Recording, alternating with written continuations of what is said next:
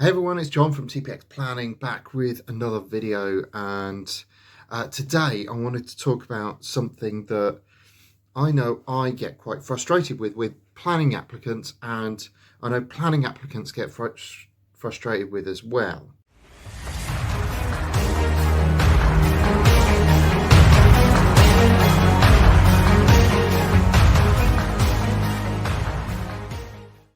I want to know, as a consultant, where the site has been, where the site is now, and where the site is going to.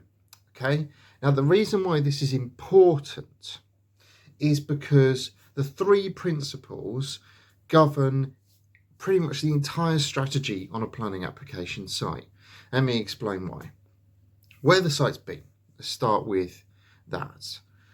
The site has been wherever it has been. It's been owned by a number of different people. It's been in a number of different uses. It's had a history, and we have to understand that history. It's actually really important for us to understand the history on an application site. Someone who doesn't understand the history, someone who brings me a site and go, John, thoughts, ? Hasn't done any of the homework, hasn't done any of the due diligence you have to do on a planning application site, because if you don't do that due diligence, you don't know what you're walking into. The site could be contaminated, you don't know. The site could have a protected species on it, you don't know. All right, where the site has been, vitally important. Where you are now.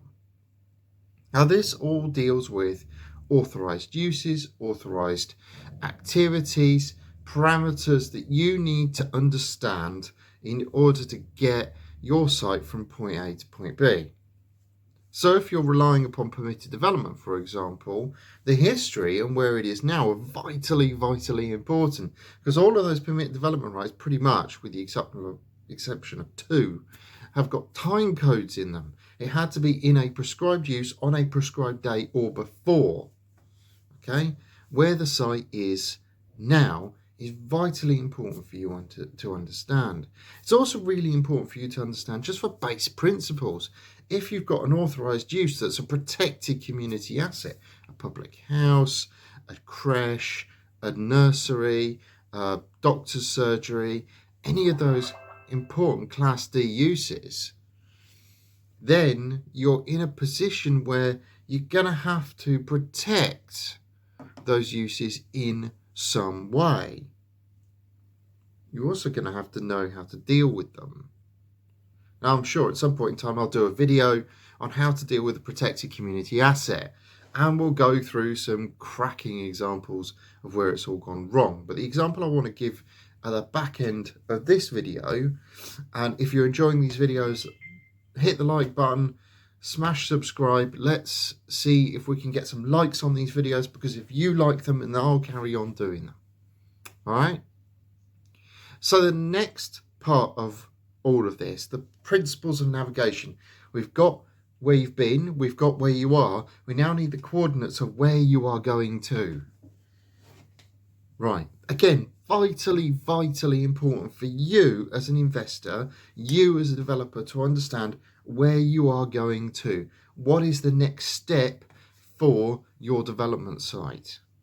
Are you taking it to resi? Are you taking it to offices? Plotting that course from where you are to where you want to be might take a whole sequence of course corrections, might take a whole sequence of jumps, which you need to understand in order to plot your way forward. Now, a lot of the gurus, let's call them gurus because that's what they pretend to be, a lot of the gurus out there won't tell you about these little course corrections. They won't say, oh, in order to get from office to a full-blown resi use, you need to do this application and then this application in order to get a really good product. They'll say, oh yeah, just do an office to resi application, it's easy. And don't worry about car parking, and don't worry about this, and don't worry about that, it's fine. It's not a problem at all, just get on with it. When the application comes back as a refusal for something you haven't anticipated, or for one of those little course corrections that you have to put in, so for example, if it comes back with a flood risk problem on it, critical drainage area, something that's not on the flood risk maps, Yeah. Then the guru will go, well, and appeal it. The planning consultant will go, right, let's deal with it. All right. Should have known about it at the start. Should have known the course and plotted the course throughout. So, where you are and where you're going to is really important to plot those little changes. Now, sometimes we make applications in steps.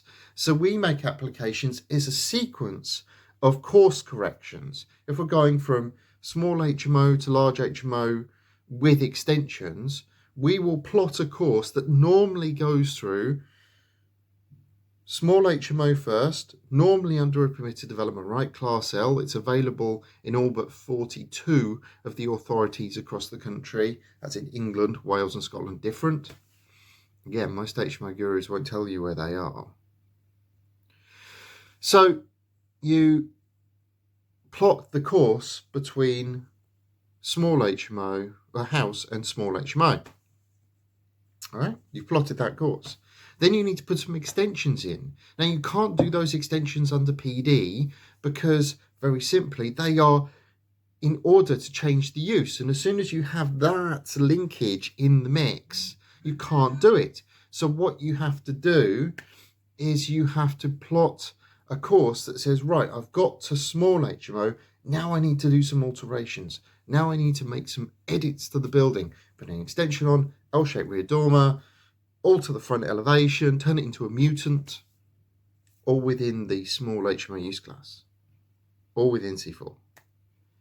Not only do you need to plot that course, you need to plot in that build program, but also you need to plot in enough bridging time. If you've bought this on a bridge or you've bought this via funding, you need to plot in enough time to bridge between the two. Okay?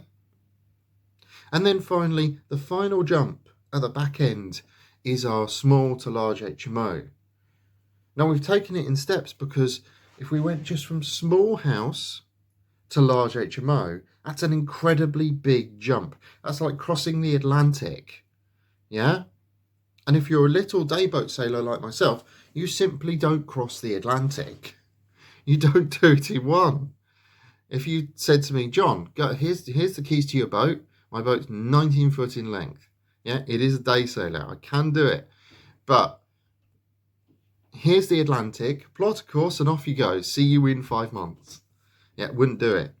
I'd plot a sequence of course corrections that took me via ports of harbour, so I wasn't trying to do that big jump in one go.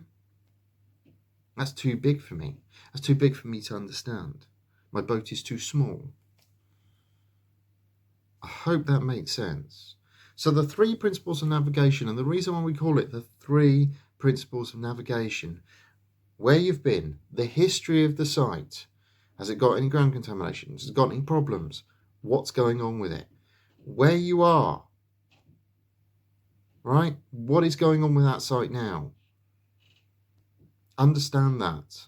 What is its authorized use? When did that use come into force? Does it have an authorized use? See many HMOs bought at auction, again, normally by a guru who said, oh yeah, go and buy HMOs at auction, they're easy. And then you come to refinance them, and the finance company goes, well, where's your authorization? You're in an Article 4 area. And lo and behold, there is no authorization, and then you're in trouble. All right? Seen that many times. Where you are, where you're going to, and the course corrections you have to do to get from that point there to that point there. I hope that helps. If you like these videos, comment, subscribe, smash that like button, and I'll see you guys on the next one. I've been John from TPX, signing off.